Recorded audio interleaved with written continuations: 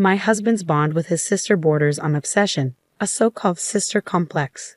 Invading our home, my sister-in-law and her husband treat it as their own, disregarding boundaries and helping themselves to our belongings without permission.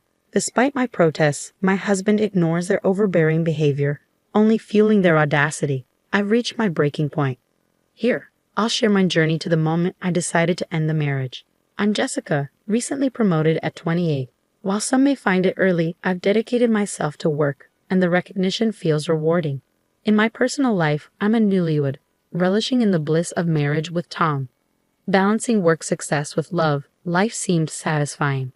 On one occasion, I found myself tasked with a business trip, a first for me. Despite a mix of nerves and excitement, I embraced the opportunity, particularly as it stemmed from my recent promotion. Following the promotion, my schedule filled with frequent day trips, likely due to my status as a newlywed. However, this time, a 3-day trip awaited me. I relayed the news to my husband. 3 days away, that's a bit much for a newlywed, isn't it? Well, I'll have Sarah come by, he remarked. Sarah, Tom's younger sister, married but still under his doting wing, albeit in a somewhat unsettling manner. Why would Sarah need to come over? I inquired. Handling things solo might be a challenge, and Sarah's handy around the house. I figured with her help, we could manage during your absence, so off you go on your trip without a worry. Oh, and remember to pick up souvenirs, though you'll have to chip in with the chores. I mused internally, but refrained from voicing my thoughts. Personally, I dreaded the idea of Sarah's presence in our home. She lacked basic etiquette, often treating our space as her own even after marriage. Her unannounced visits left me scrambling to accommodate her whims. However, it became apparent that Sarah had been in frequent communication with Tom. Then, unexpectedly, Sarah and her husband arrived at our doorstep without warning. I had hoped that Sarah's husband might bring some sense to the situation, but my hopes were dashed. Both of them seemed entirely self-centered. Hey, are you cooking dinner? I'm famished. Oh, and make sure you iron my shirt, he demanded. To make matters worse, Tom appeared to harbor some resentment towards Sarah's husband, likely stemming from his marriage to Tom's cherished sister. Adding to the complexity, Sarah's husband had a gambling addiction, spending weekdays and weekends glued to local casinos. What's this? You're here too? I didn't invite you. Seems like you're not too thrilled to see me, huh? Well, I couldn't care less. I'm just here for the free meal, he retorted, oblivious to my presence. Their utter disregard for others was glaring. To compound matters, it seemed Tom allowed Sarah entry into our home even in my absence.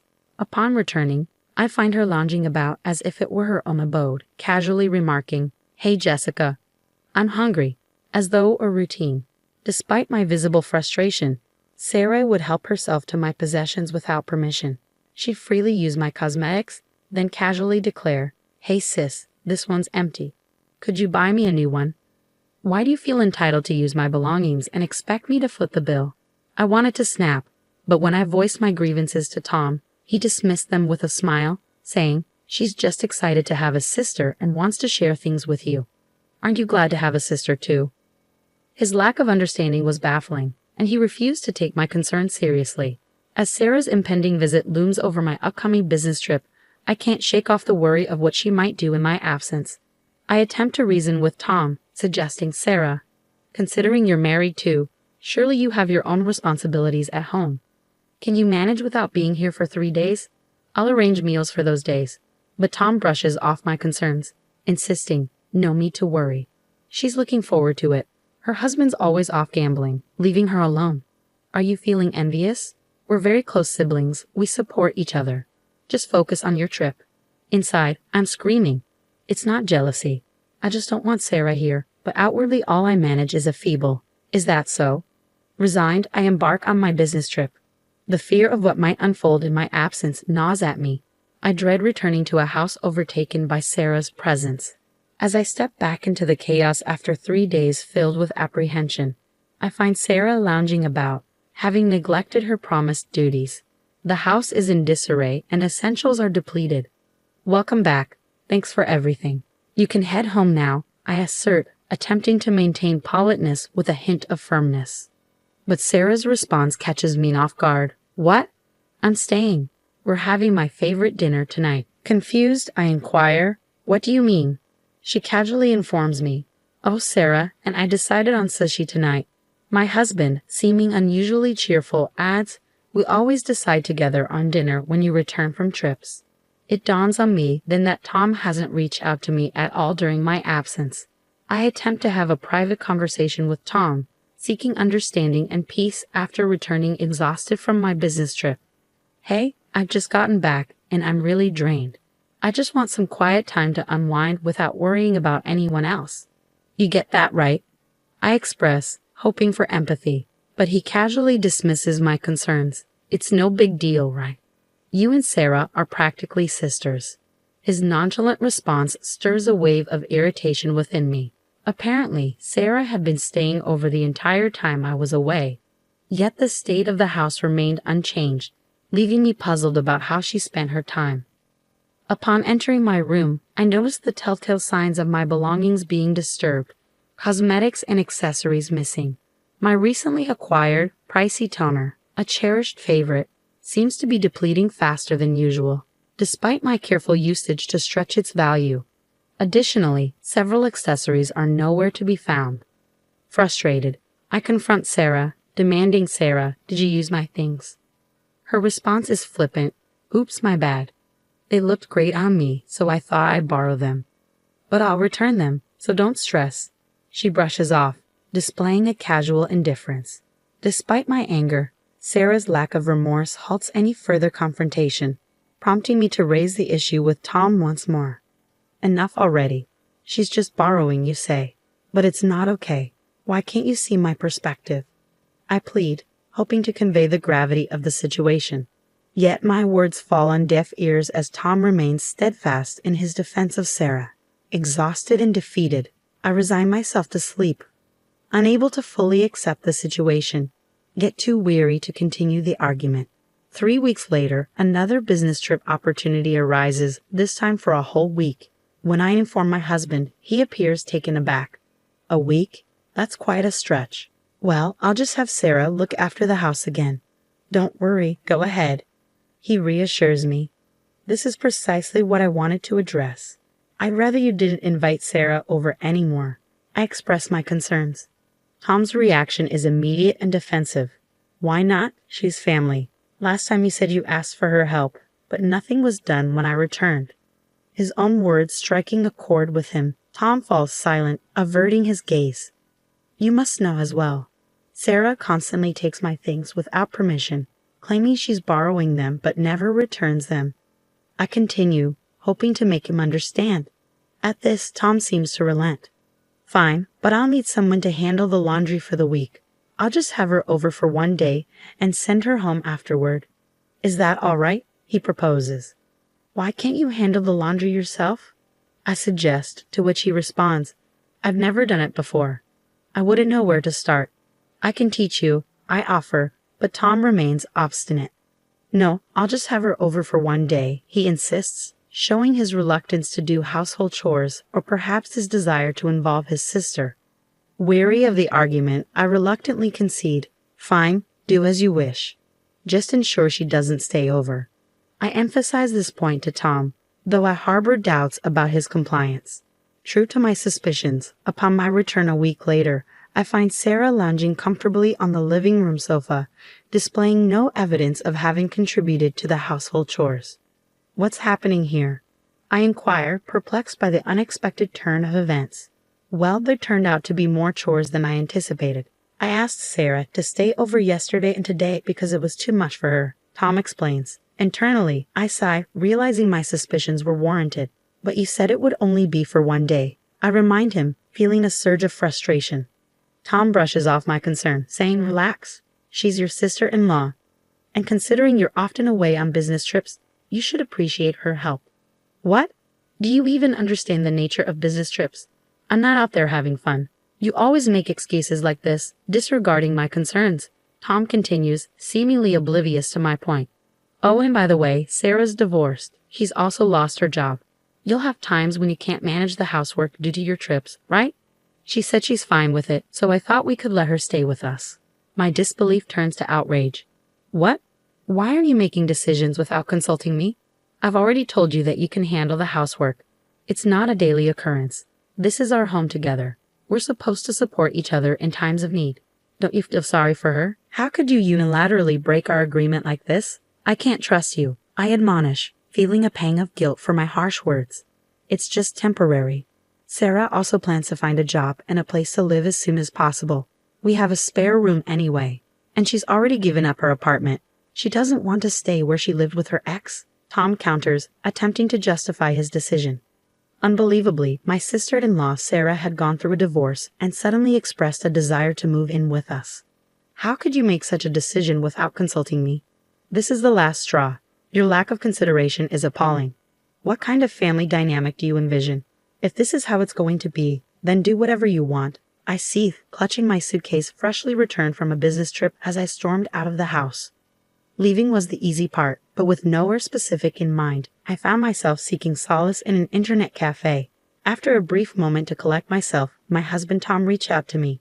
Come on, Jazz. There's no need to be so upset. My sister is going through a tough time. I can't just abandon her, he pleaded. Now that you've had a chance to cool down, think about it. She's offering to help with the household chores. That's not such a bad offer, is it? Remember the promises we made.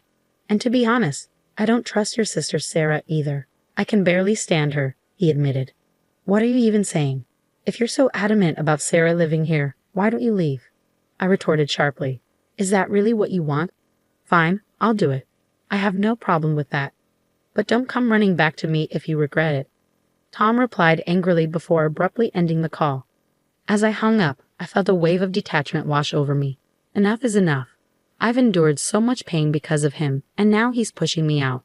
But I'll ensure he regrets his decision. Determined, I devised a plan and began gathering the necessary resources. Soon after setting my plan in motion, as anticipated, Tom called me. Just hear me out. This morning, out of the blue, John showed up at our doorstep. Tom's voice was filled with panic. His words rushed. Your brother John, who's skilled with household chores, was deliberately invited by me to come over. I also spoke with Tom's parents and arranged for Sarah to return to their home. With Sarah gone, it's just John staying with us now. Tom seemed flustered as he questioned, This is strange. Why did you invite him over without consulting me? I calmly replied, I thought you might need some assistance while I'm away. Johnny is adept at household tasks, so I thought his help could be beneficial. I couldn't help but express my discomfort. Tom, it's unsettling for me when someone unexpectedly intrudes and starts doing chores. I feel like I have to constantly maintain a facade in my own home. His response stunned me. Why? Sarah did the same thing to me. You could have at least informed me beforehand when Sarah was coming over. Tom's silence and guilty expression spoke volumes. How can you expect everything to be fine for you but not for me when I'm in the same situation? I demanded, my frustration boiling over. It seemed like the realization finally dawned on him. But this was merely the beginning of my retaliation. I've laid up a situation. You can discuss the household tasks with John. Goodbye. I swiftly ended the call before Tom could reply. Despite his persistent calls afterward, I chose to ignore them, signaling the beginning of my retaliation. The following day, in accordance with my plan, I enlisted my brother's help to initiate the second phase of my revenge. As anticipated, my husband's phone rang almost immediately. Jessica, I need your assistance. His voice trembled, desperation evident in his tone. What's the matter? Has something happened? I feigned innocence, awaiting his response. What hasn't happened? Your brother is using my belongings without permission. From my suits to my bags, even the new accessories I just purchased. I haven't even had the chance to use them yet, he lamented. Well, didn't you deem it acceptable for your sister to do the same? Remember when I expressed my concerns, you retorted, She's your sister. Let her borrow it. Don't be so tight-fisted. Your selfishness truly astounds me. I countered, leaving him speechless. Furthermore, I've informed your parents about this.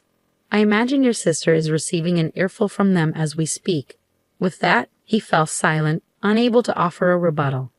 Well, she's getting what she deserves, I remarked, finding solace in the fact that my in-laws were rational. You involved my parents in this? How could you? My husband's voice was laced with disbelief.